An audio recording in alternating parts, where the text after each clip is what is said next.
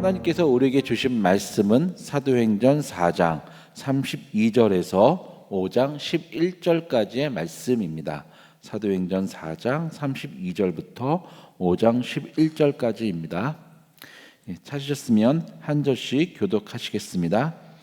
믿는 무리가 한 마음 한 뜻이 되어 모든 물건을 서로 통용하고 자기 재물을 조금이라도 자기 것이라 하는 이가 하나도 없더라. 사도들이 큰 권능으로 주 예수의 부활을 증언하니 무리가 큰 은혜를 받아 그 중에 가난한 사람이 없으니 이는 밭과 집이 있는 자는 팔아 그 판 것의 값을 가져다가 사도들의 발 앞에 두매 그들이 각 사람의 필요를 따라 나누어 줌이라. 구브로에서 난 레이족 사람이 있었으니 이름은 요셉이라. 사도들이 일컬어 바나바라 번역하면 위로의 아들이라 하니 그가 밭이 있음에 팔아 그 값을 가지고 사도들의 발 앞에 두니라. 아나니아라 하는 사람이 그의 아내 삽비라와 더불어 소유를 팔아 그 값에서 얼마를 감추매 그 아내도 알더라. 얼마만 가져다가 사도들의 발 앞에 두니 베드로가 이르되 아나니아야 어찌하여 사탄이 내 마음에 가득하여 내가 성령을 속이고 땅값에 얼마를 감추었느냐. 땅이 그대로 있을 때에는 내 땅이 아니며 판 후에도 내 마음대로 할 수가 없더냐. 어찌하여 이 일을 내 마음에 두었느냐. 사람에게 거짓말한 것이 아니요 하나님께로다. 아나니아가 이 말을 듣고 엎드려져 혼이 떠나니 이 일을 듣는 사람이 다 크게 두려워하더라. 젊은 사람들이 일어나 시신을 싸서 메고 나가 장사하니라. 3시간쯤 지나 그의 아내가 그 일어난 일을 알지 못하고 돌아오니 베드로가 이르되 그 땅값이 이것뿐이냐 내게 말하라 하니 이르되 예 이것뿐이라 하더라. 베드로가 이르되 너희가 어찌 함께 꾀하여 주의 영을 시험하려 하느냐. 보라 내 남편을 장사하고 오는 사람들의 발이 문 앞에 이르렀으니 또 너를 메어 나가리라 하니 곧 그가 베드로의 발 앞에 엎드려져 혼이 떠나는지라. 젊은 사람들이 들어와 죽은 것을 보고 메어다가 그의 남편 곁에 장사하니 온 교회와 이 일을 듣는 사람들이 다 크게 두려워하니라. 아멘. 사도행전 하면 우리가 가장 쉽게 생각하는 것이 제일 먼저 생각하는 게 성령 강림도 있지만 또 하나가 교회의 탄생입니다. 즉 초대교회죠. 많은 목사님들이 초대교회로 돌아가자는 설교를 많이 하십니다. 초대교회 때 성령과 그 영성, 그 열심 그리고 교회 부흥을 꿈꾸며 초대교회로 돌아가자고 하죠. 근데 사실 초대교회가 사도들이 성령을 받고 교회가 처음 생겨서 교회가 부흥하게 된 것에는 사도들의 영성, 말씀 그리고 하나님이 함께 하시는 기적과 이사도 있지만 가장 중요한 것이 또 하나 있습니다. 2장 말미에서도 그렇고 오늘 4장 말미에서도 마찬가지로 32절에 이렇게 시작하죠. 믿는 무리가 한 마음 한 뜻이 되어. 먼저 초대교회 성도들은 한 마음 한 뜻이었습니다. 성령이 예수님이 올라가 승천하시고 보내주신 그 성령으로 그들이 하나의 믿음, 한 가르침으로 그들이 뭉쳤습니다. 바로 예수 그리스도의 죽으심, 이 땅에 오심, 죽으심, 그리고 부활, 승천과 다시 이 땅에 오실, 재림하실 그 믿음으로 하나 뭉쳤고, 그리고 그 믿음을 바탕으로 예수 그리스도를 자신들이 보고 경험하고 그리고 함께했던 그 예수 그리스도를 그들이 사람들에게 백성들에게 전함으로 교회가 부흥하였죠. 그러나 또 하나는 그들에게 있어서 부흥할 수 있었던 원인은 그 다음에 나오는 그들이 한마음 한뜻이 믿음뿐만 아니라 모든 물건을 서로 통용하고라고 하는, 여기서 통용이란 단어는 우리가 사도신경에 얘기하는 성도의 교제 때 그 교제와 같은 단어이고 같은 뜻입니다. 즉 코이노냐란 단어죠. 코이노냐 우리가 어떻게 해석합니까? 나눔으로 해석합니다. 교제로 해석합니다. 즉 물건을 서로 나누고 교제했다는 뜻입니다. 그들이 한마음 한뜻이 돼서 그들이 갖고 있는 그 재물, 그들이 갖고 있는 재산에 대해서 한 마음이 됐다는 것입니다. 네 것 내 것 구별짓지 않고 우리 모두의 것이라고 그들이 생각했고, 그래서 이후에 나오는 것처럼 사도들이 성도들이 가져오는 그들이 자원해서 가져오는 그 모든 재물들을 가지고 사도들이 나누었던 것이죠. 그 재물에 대해서 그들은 한마음 한뜻이었습니다.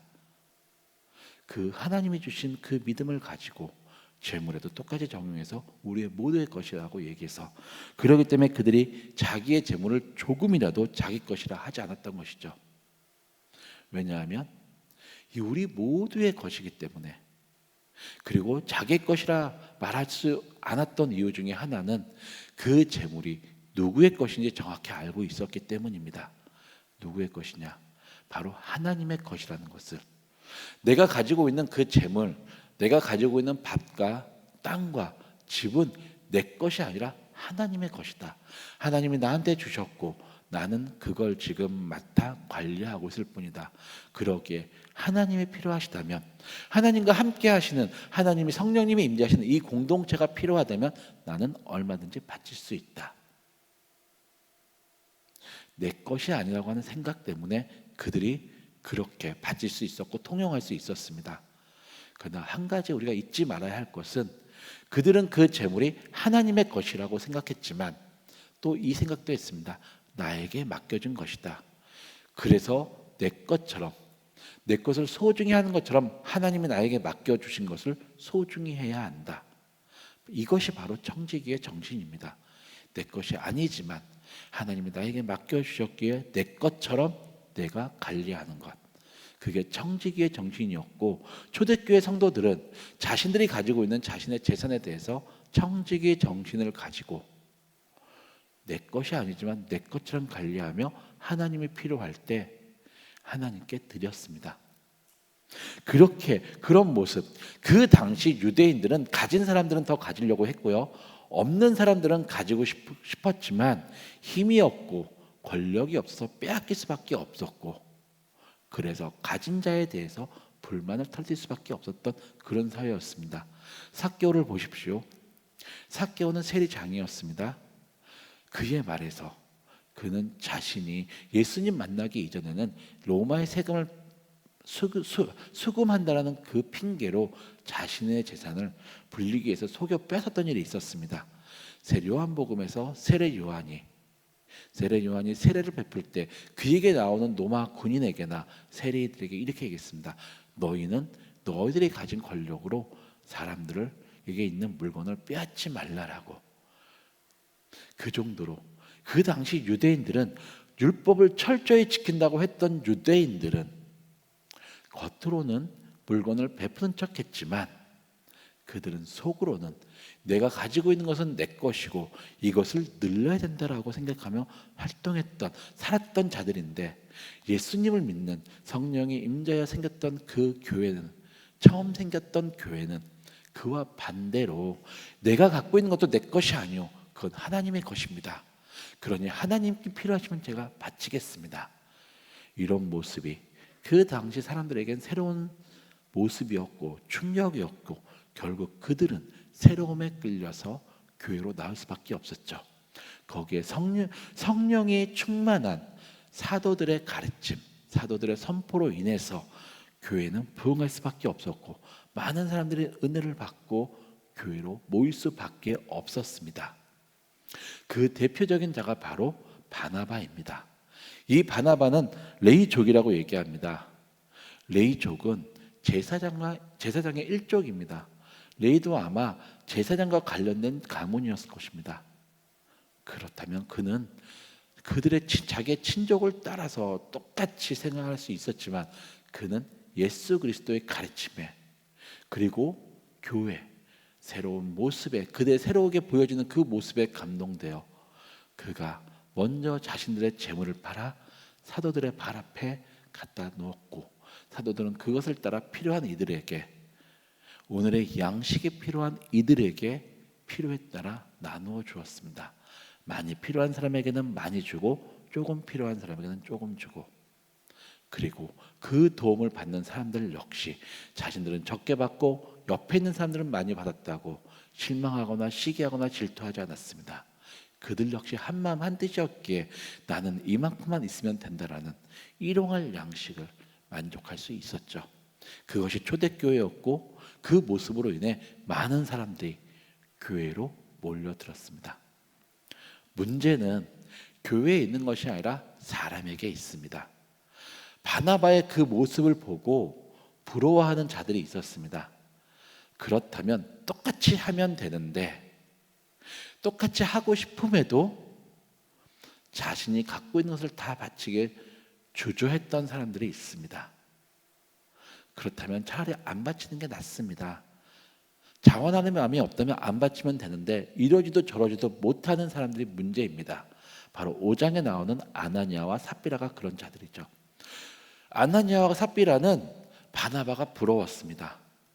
그렇게 바칠 수 있는 바나바, 그래서 교회로부터 인정을 받고 사람들로부터 인정을 받고 하나님께 쓰임을 받는 바나바가 부러웠습니다. 바나바처럼 되고 싶은 마음이 있었죠.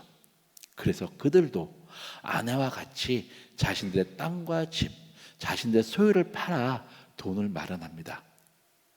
처음엔 하고 싶었던 마음인데 돈을 보자마자 욕심이 생깁니다. 바나바는 아나니아한테 이렇게 얘기했죠. 그 땅이, 그 집이 너에게 있을 때 내 것이 아니라고 생각했는데 왜 돈도 그렇게 하지 못하느냐. 이 말은 아나니아가 돈을 보는 순간 이 돈은 내 것이라는 생각이 들었습니다. 그 내 것을 다 하나님 앞에 바치는 게 주저하고 그리고 두려웠습니다.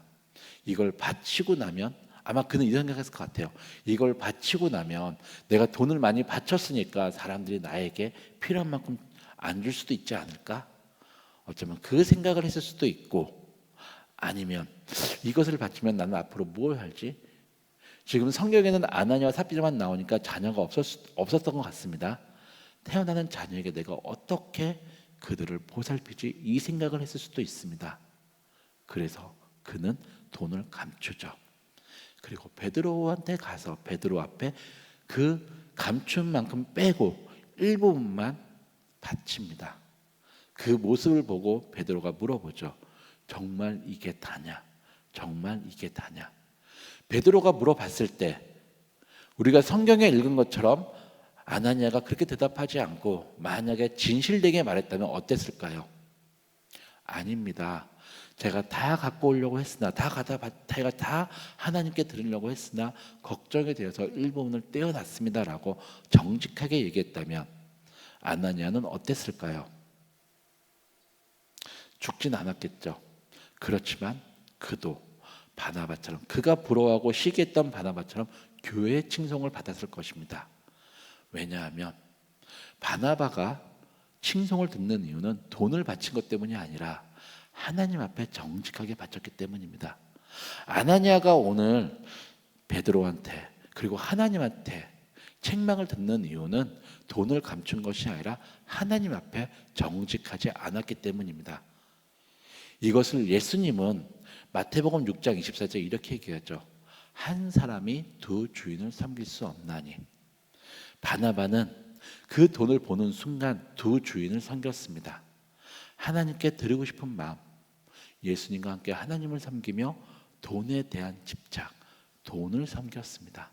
그 두 주인을 섬겼고 그 두 주인 앞에서 어찌할 줄 몰라서 결국은 한 주인 앞에 온전히 마음을 바치지 못하고 속였기 때문에 아나니아는 죽음이라고 하는 죄를 지으면 정령 죽으라 했던 그 하나님의 말씀대로 죽을 수밖에 없었고 죽었습니다. 그리고 시간이 지나 그의 아나 삽비라가 왔죠. 삽비라에게도 똑같이 물어봅니다. 정말 이 돈이 이게 전부냐? 그 돈은 아직도 베드로 앞에 있을 것이고 그 돈을 보여주면서 이게 전부냐? 근데 삽비라도 마찬가지였습니다. 하나님 앞에 정직하게 이야기했으면 되는데 그러면 그 남은 돈마저 아니 어쩌면 베드로 앞에 있는 그 돈도 삽비라가 가져갈 수도 저는 있었을 거라 생각합니다. 왜냐하면 이제 삽비라는 과부이기 때문에 하나님은 고와 과부를 돌보라고 했으니 베드로는 이 돈은 네가 가져가서 너가 과부니 너를 위해서 써라. 너를 위해서 다시 땅을 사고 너를 위해서 다시 집을 사고 너의 앞으로의 삶을 준비하여라 할 수 있었는데 삽비라 역시 그 일을 자기 남편에게 일어난 일을 몰랐기에, 그리고 하나님도 베드로도 몰랐을 것이라 생각했기에 똑같이 거짓말을 합니다. 그 마음에 돈을 섬기려고 하는 마음이 있었기에 그는 똑같이 거짓말을 하고 똑같이 죄를 지어 죽게 되었습니다. 지금 오늘 본문이 우리에게 하는 이야기, 하는 말씀은 무엇입니까? 바나바는 온전히 하나님만 섬겼습니다. 두 주인을 섬기지 않았죠. 바나바가 칭송받고 이후에 바나바는 바울도 발탁해서 바울을 키운 사람입니다. 그럼에도 자기가 하나님의 뜻에 따라 사라질 때는 사라졌던, 하나님 앞에서 온전히 쓰임받고 헌신했던 사람입니다. 그가 그렇게 될 수 있었던 것은 오직 하나, 하나님만, 한 주인만 섬겼기 때문입니다.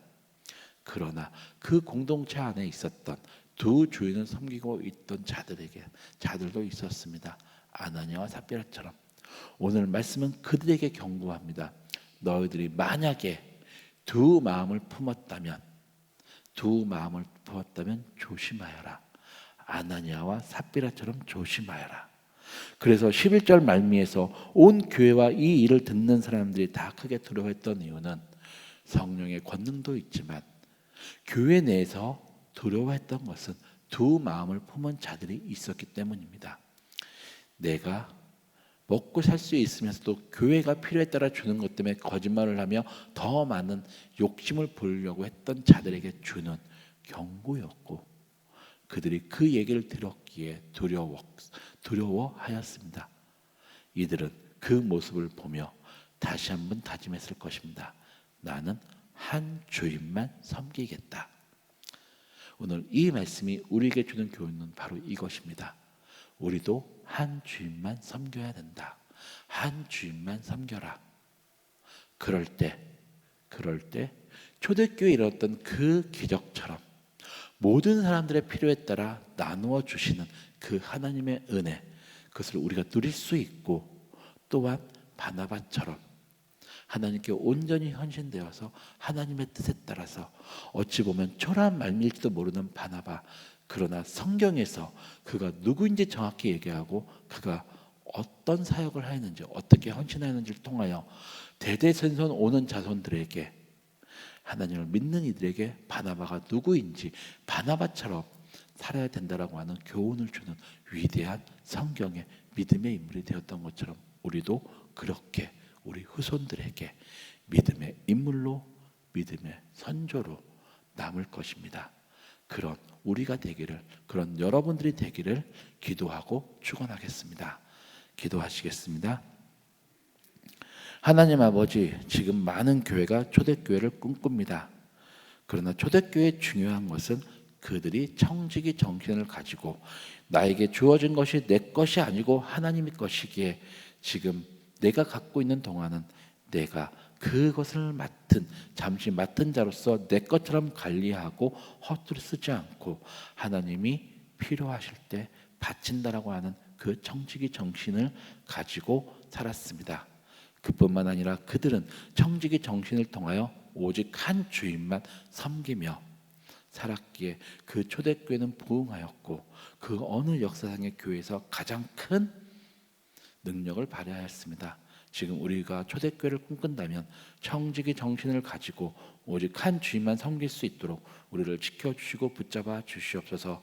우리 마음에 다른 주인이, 돈에 대한 욕심이, 세상 권력에 대한 욕심이, 또한 그 어떤 욕심도 생기지 않고 오직 한 주인만을 섬길 때 우리도 바나바처럼 우리 자손들에게 언제나 기억되어지고 존경을 받는 믿음의 인물이 될 수 있도록 우리들을 지켜주시고, 오늘 하루도 그런 삶을 살 수 있도록 우리에게 힘 주시옵소서. 예수님의 이름으로 기도드렸습니다. 아멘.